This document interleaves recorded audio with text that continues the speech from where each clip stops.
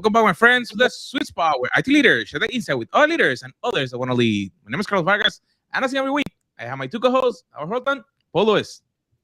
Hey there. Morning, guys. So I only have one thing to say. It must be nice to go to Disney World whenever you wish. Yeah, I learned from the master. As far as I know, you were at Disney within the last 2 weeks, like last week. That's correct. And then I got a text over the weekend, you're going back to Disney for Christmas. Well, Disneyland Paris, in fairness. It's a whole different Disney. It's right. So I get that your comment about it must be nice to go to Disney whenever you want is aimed directly at yourself. Hoping to get to Disneyland California before. We'll see. Before? Like in between now and then? In between, yeah. Nice. I got to try all the flavors of the same ride, right? I do have to make a trip out to California to see Disney. We haven't been to Disneyland in a while, so let me know. Maybe we could combine. I'm there next week, Wednesday, Thursday, Friday. What conference is next week in California? Client meetings and stuff. It just happens to coincide with geolocation.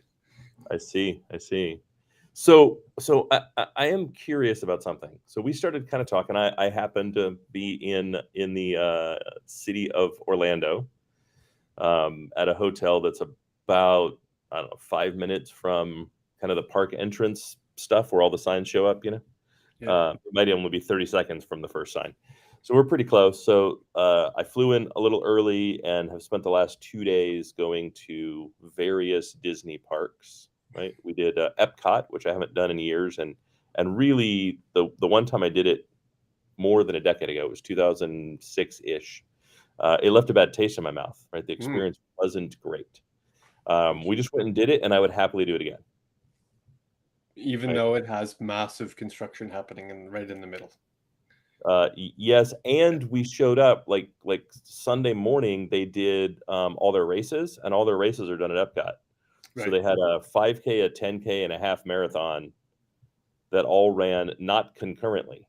So right. Had people that ran all three of those to get a certain medal. So the traffic patterns were all messed up. The lanes were all messed up. Like they made my Uber park.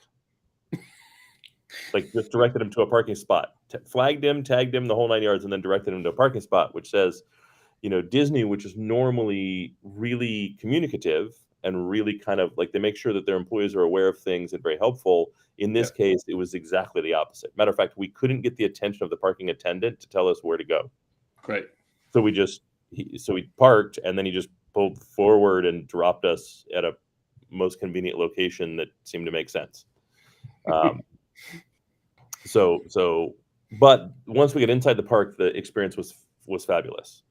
And my question for you guys kind of is like, how much time do you spend studying systems and kind of finding workarounds? Right? Significant portion of my time. Yeah. Yeah.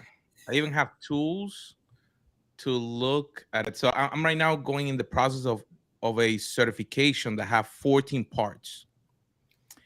And each part, they guide you so you can learn the process. But then they ask you to they use the term funnel hack. They actually want you to study the system. So then you can replicate it and find the mistakes that they made on purpose. So you can fix it. So it's interesting that you mentioned that. And it takes a significant amount of time, but it actually then make it so much better because you can then improve for everything else that you're doing. Yeah, it's something I've kind of noticed in engineers. Like my commute to work when I worked in an office that was the same office, like I had 3 routes.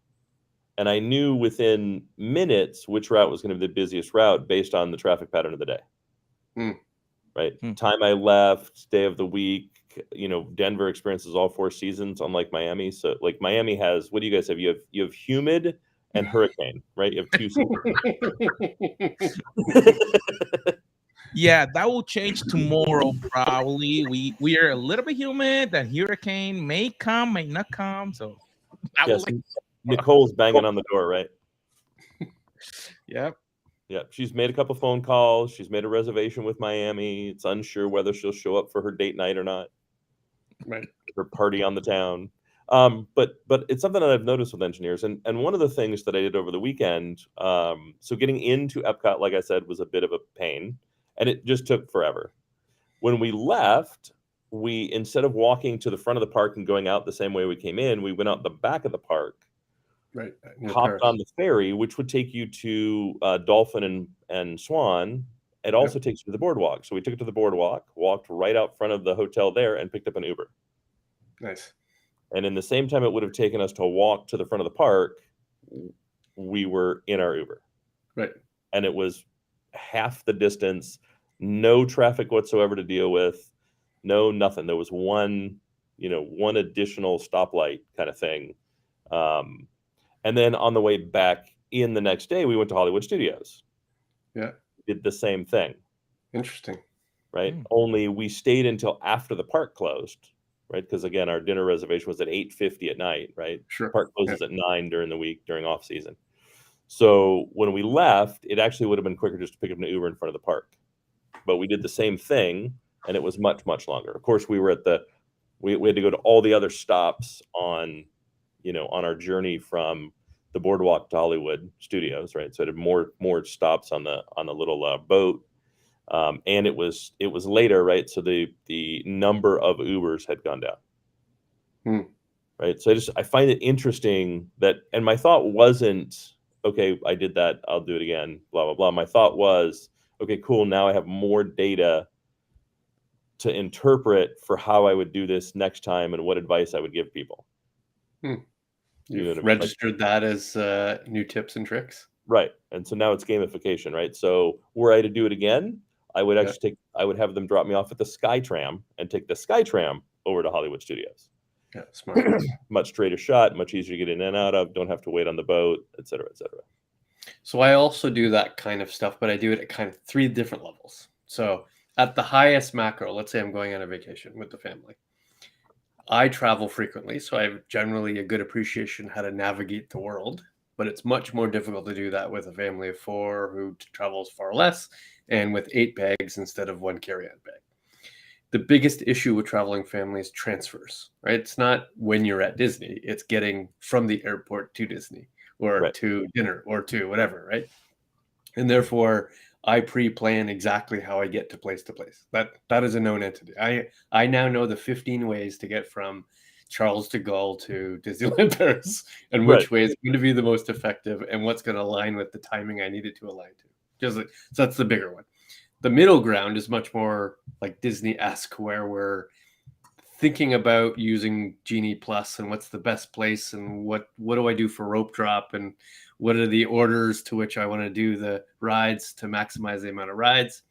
And then finally at the micro setting, and I know this sounds weird, but every single trip I take, personal or business, I look at a map of the hotel and I do a search for the closest coffee around that hotel. So I already know that 7 a.m. the next day, the walk I need to take to get to the coffee that I'm going to enjoy every time, all the time. Right. So if your doctor came to you and said, "Hey, Paul, you do a fairly good job of treating yourself well, but your caffeine is off the charts. You got a heart problem. Caffeine's going to kill you. You need to cut out all caffeine." How much do you think Starbucks stock would drop in value?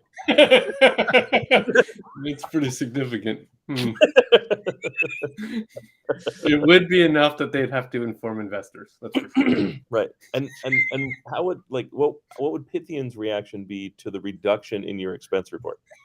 Right. Perhaps. I think that would be would you get a call? Hey, Paul, did something change? Did you stop traveling for half the time? That's right. Are you booking a way lower class of hotel? If only you could convert, if only you get Marriott points for your Starbucks spend. Oh, that'd be awesome. Oddly enough, I do get airplane points. Right. Oh, we need to talk about that. Because loading a Starbucks card using my credit card actually produces airplane points. So everybody wins. I do have to say, for anybody listening, if you travel more than 25% of the time and you don't maximize your points, you're effectively leaving money on the table. Yeah. Right? I know sometimes we sound like, well, dickheads because we spend so much time talking about status, but we're on the road a lot. We're pulled away from our families a lot. It's extremely disruptive. Right? It is the only real benefit that you get is, yeah, I travel so much, my family gets a free vacation once a year. Right. Paul travels so much, his family never has to live in their house. They're on vacation all the time. That's great. We're in a constant vacations coming home. Well, yeah, you're either, it just seems like you're either planning a vacation or on a vacation. That's correct. It Not a is bad point. easily a 10 to 15 fold effort of planning to actual. Absolutely true. Yeah. So let me ask you a question. Thinking about it, look like you guys plan, you look ahead when you're gonna go on something. If we look at a year and how organizations work, is there something that managers, director, leaders, executives should be looking so we're around almost at the end of the year to actually try to start wrapping up the year? Hey, did I have success on this year? Did I miss the mark? What can I do for getting ready for the next year, not knowing what may come? Could my budget be cut next year because of external circumstances? Or how to get ready to say, yep, we accomplished something and now we're getting ready for the next one? Yeah, so I think that's a great question. And let's kind of look at it as though your kind of planning year matches the calendar year. But plus, we're also human beings, and so we tend to think of, regardless how our organizations are, we tend to think of January 1st as the beginning of our year and December 31st as the close of our year. As executives, like I don't think of December 31st as the close of my year.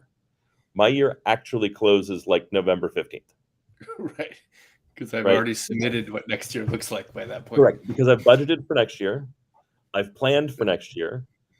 My strategy is 3 years, right? So all the things that are really critical to me should be done, and vacations start mid-November, right? And I really need to be on top of that. And that's something that I think is probably more important this year than most years. Right? 2020 was kind of a shock and a surprise to us. So the change in workforce and kind of that beginning of the Great Resignation hit us all with a surprise. Couldn't really plan for it. We expected budgets to be hit in 2021. They weren't. 2021 was a banging year for many people that, if your company survived, it seemed to survive well. If your company didn't survive, well, that was a different problem. And then 2022, kind of the same thing for the first half, right? Like we went into 2022 expecting it to be like 2021, not expecting a recession. We still had issues with the Great Resignation, right? But we also were given additional funds, and some companies in a huge way, right? Microsoft doubled the amount of money they had available for funds specifically based around retention, right, for employees. So now we're coming into 2023, and all the signs are pointing to recession. Right? Most people lost everything they gained in the stock market during the last couple of years. Right? Now we haven't exited the Great Resignation. Right? We've seen some slowing, but some acceleration. Right? It's very kind of interesting and really kind of should have us all kind of walking on eggshells. We don't exactly know what's going to happen.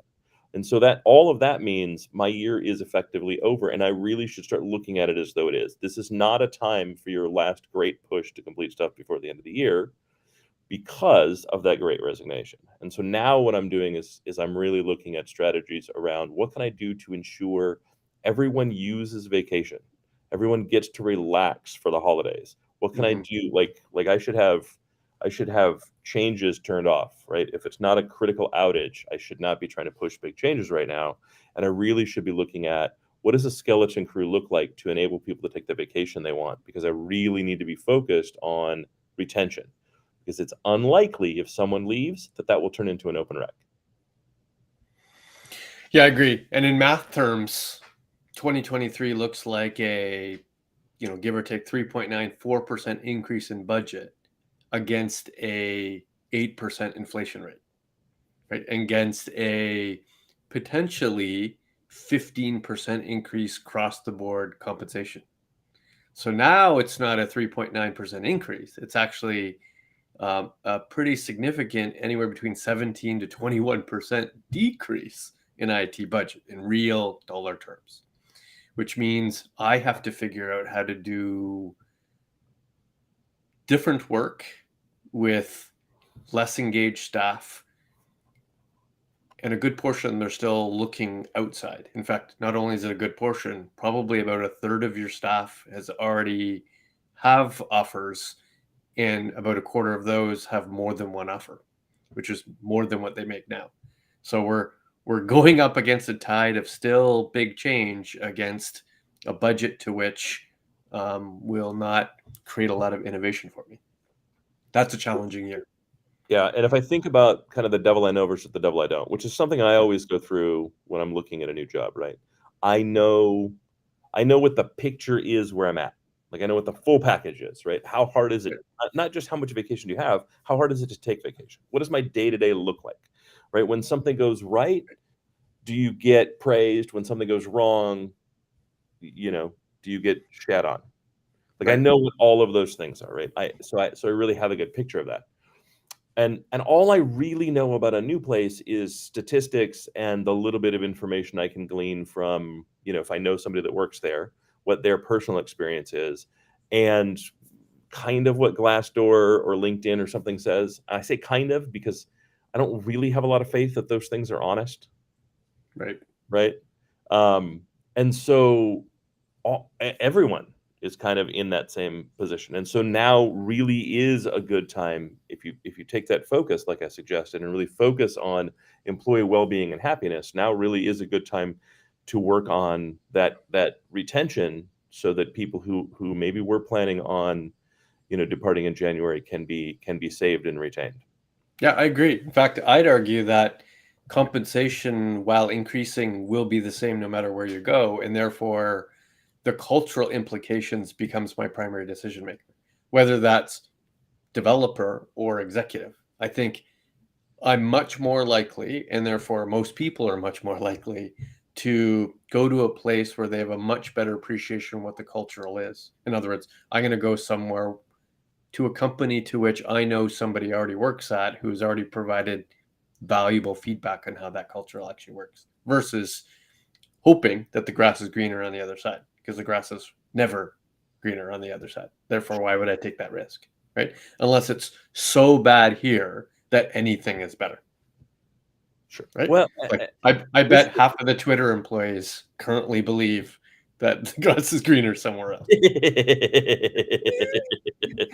I mean, yeah. Anytime you work, I've worked for madmen before, and I think anytime you work for a madman, it's always greener somewhere else, right? Like you're in that piece of the forest that is all burnt and scraggly, and everything's a bog, and it smells of sulfur, and lightning strikes randomly for no apparent reason, and there's ROUSSs and flames come out of the carpet 3 times a day in your office, and like I've been in those organizations. Absolutely everywhere is greener, and it's amazing how much even just a little bit of green makes a difference, right, in your life. And that's another thing that I think is worth noting, right? Like target age of retirement 67 now. Mm-hmm. Right? So yes, more money means you can retire earlier, 2-3 years maybe, right? That means in your career, say it starts at 27, just to pick something easy, right? That means your career is 40 years long, 27 to 67. Right. Should I concentrate on the years starting at 64, right? Retiring 3 years early being really good, or would it be okay to keep it at 67 if the years up to 67 were that much better? Right. You know what I mean? Like it's very 100%. easy. It's very easy to go, I'll take the money so I can retire earlier, even if it means I'm miserable. Yeah, but you're going to be miserable for 2 decades. Right. And there's no guarantee that you're going to be able to retire at 67. There's no guarantee that that's all going to work out the way that you think it is. Look, if you can retire at 40 and you're 25 right now, by all means, suck it up. You know, get crapped on for 15 years because the money is that amazing. Retire at 40. That's awesome. That's fantastic, right? But if you're looking at the difference between, say, 62 and 67, right, 5 years early, really think about, is 35 years of crap really worth it? Is 10 years of crap really worth it? Right. So don't work for a management consulting house for 40 years. Is that what you're saying? Right. Right. Like, really think about, the big picture, right? What is the culture value to you? What is the quality of life while you're working, not just the quality of life after you're done working. Right. So as a CIO, we're going to focus on that at least for the remainder of the year, which is, less than 2 months. How does that change how 2023 operates? I've got a smaller budget, or at least it's a bigger budget in numbers, but a smaller budget in terms of actual spend. What do I do differently? Am I changing my innovation versus keep the lights on? Am I spending more in migrations and modernizations? Do I stop all modernizations? What's the outlook? I mean, I think it depends organization to organization, right? But I'm really looking at places where I can reduce, and ideally, like, I would be looking for those spends, those things that I've kept around because I've kept them around and I just haven't had time to get to them. Right? My experience is that's where the big savings have been. Those things that you keep dragging on that no one really wants to address, that have just been kind of a pain, and they're not sexy and they're not exciting. Right? I'd start, can I address some of those? Are there things I can simply wipe off the budget? Right? And then I'd really be looking at what capabilities do I need for 2023 that I simply don't have? Right? And do I have recs open for things I could outsource? Is effectively, kind of places I would be looking, right? Are there things I can have somebody take over that aren't really adding a tremendous amount of value to my business, and refocus the employees I have on the things that add, value to my business? Better alignment with the business units, better communication, ways to show the value of IT in a little bit more natural way than I'm otherwise able to do. Right. I would look at 2023 and say, I want to be far less of an absolutist and far more of a focus on diversification, right? So the absolutism of cloud first, cloud only, the absolutism of I shalt DIY everything I do, the absolutism of IT equals intellectual property isn't actually true. It was never true. And even though you might thought it was true, it was actually never true. And if I can throw away or at least reduce the absolutism and say, you know what, diversification is my friend, diversification is reality. I will always have a data center and cloud and edge and partners and SaaS and all those things. Great. Now that that's true, where do I focus my time of my 5,000 workloads? Where do I first focus my time on diversification of skill sets, of capabilities, as you just said? How do I focus diversification of my people, like in terms of diversification of the makeup and culture of the people on my team? That's where I would spend 2023, is throw away this must-be's and put a lot more emphasis on what I have and diversifying what I have to be even better. Yeah, and I think if I think through that thought, it's also where was I investing because of absolutism, not because it was what was best for the organization necessarily. Right? If cloud first is what I determined was the strategy, I don't care whether it was handed to me or I came up with it, and that meant I needed 3 cloud architects and 6 cloud engineers. And we've already said the biggest place my budget is growing, and I'm not really going to be able to stop it, is in my people, right? My workforce. Then do I really need that cost today for the purpose of absolutism, for the purpose of an arbitrary decision that ultimately we all know is just arbitrary, right? The end state is hybrid multi-cloud. We know this to be true. So do I really need to force this absolutism to cloud, knowing the hybrid part means some of it comes back? Or instead, do I really look at my strategy and say, how does my strategy support my business? And what pieces of that strategy, in order to support my business, must be cloud or must be modernized, I guess would be an okay way to look at it.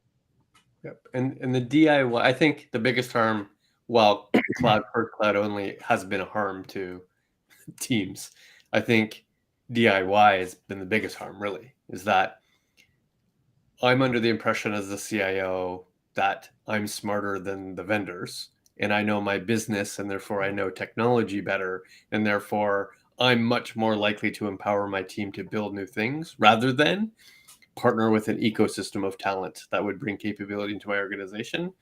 That philosophy has to have a hard stop in 2023, in my opinion. Other people are smarter than you. Better technology is built somewhere else.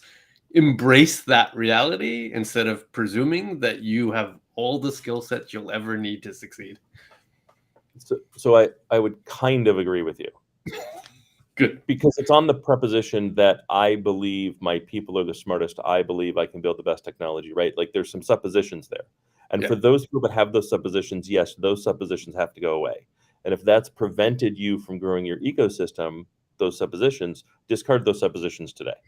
Right. Like there are things that are simply truisms. The truisms are better technology exists outside your organization, better people exist outside your organization, and you've likely never seen the best thing in any particular vertical.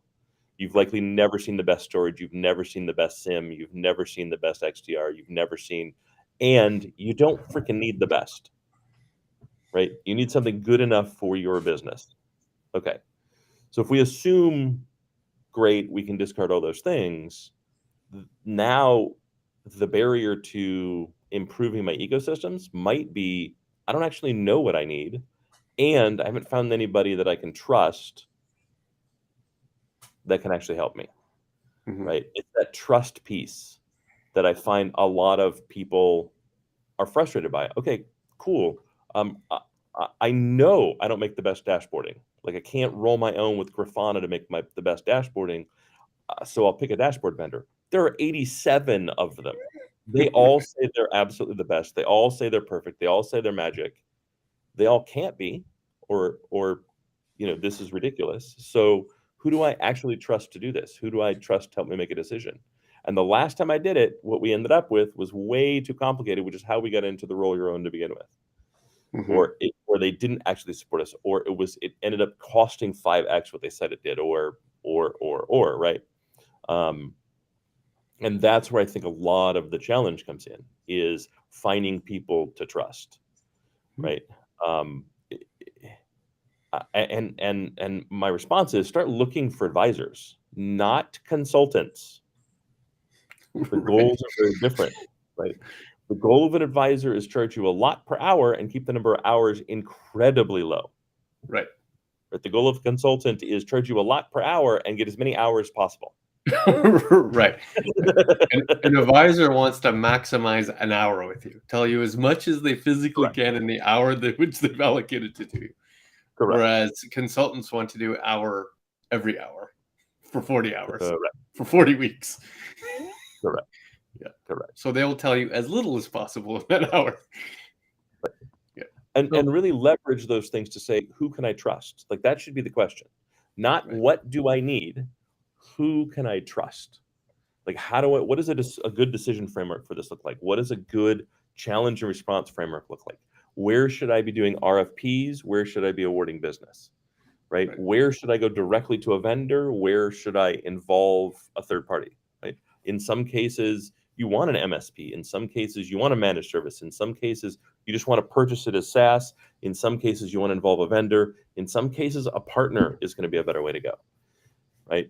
And really, those are the things that an advisor can really help you with and really help you understand. And now is a good time to really look at, what is my ecosystem, as a CIO, what does my total ecosystem look like to help me figure out where the best place is to make decisions. How do I make these decisions? What decisions am I comfortable with? Do I have trust, and has that trust been good, versus which ones do not? I think a lot of this is based on an error in judgment. And that error in judgment is the presumption that I'm unique as compared to any other organization and any other IT shop. We hear it all the time. I'm sure we all hear it all the time, where they say, this particular service to which you're offering or product you're offering doesn't fit my use case, doesn't fit my way of doing business, doesn't fit my unique IT style.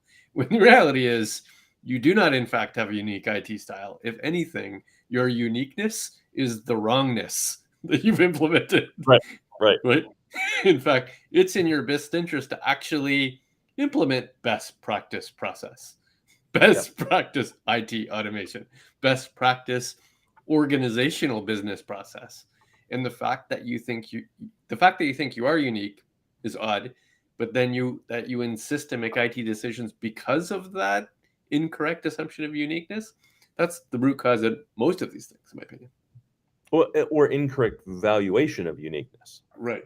Right. Like, even if you are unique, that uniqueness doesn't have the value you think it does. Right. Right. The likelihood that the First Bank of Wawa has the scaling needs of Google is small. Is zero. So when they talk about, well, how come I don't have the ability to burst to 300 core? It's because you only use 4. Right. Right. You have no need to burst. And bursting isn't your problem. Right. Like, your limitation is not based on bursting even 1%. So the fact Right. that capability doesn't exist, it should not be like, it's not even worth the time to ask the question. That's not where your problem is.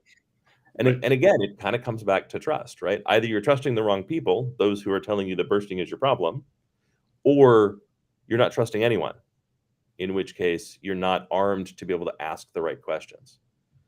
Right. And that's part of really where that trust focus needs to be is how do I get to the point where I know my business well enough to ask the right questions, and I know the technology needs or capabilities well enough to know how to align those things. Like, what does that matrix look like for me, and how do I make those correct decisions?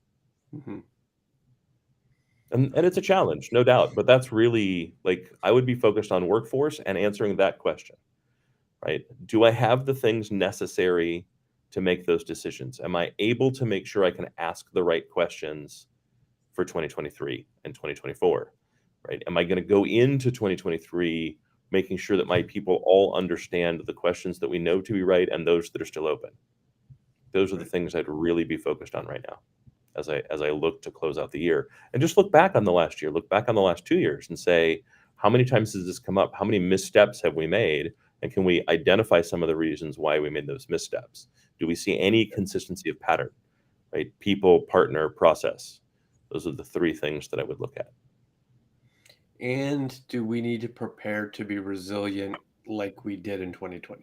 Is something else going to come up, either as a singleton or in convergence on a variety of things that I have to deal with differently than I did before, or better than what I did before? Right. Well, my friends, I think that is interesting to focus on wrapping up the year and that the date. For a lot of people, they don't get that the budget closes before the end of the year because they need to be set up for the next year. But with all those details, make sure that you take the time, take notes. This episode have a lot of golden nuggets. Sit down with your team, take a look at it. Do you need to make some tough decisions? Hey, were there some things that you need to not focus on and focus on other ones? Because that's what's gonna make the difference to be ready for next year. So my friends, we'll see you on our next episode.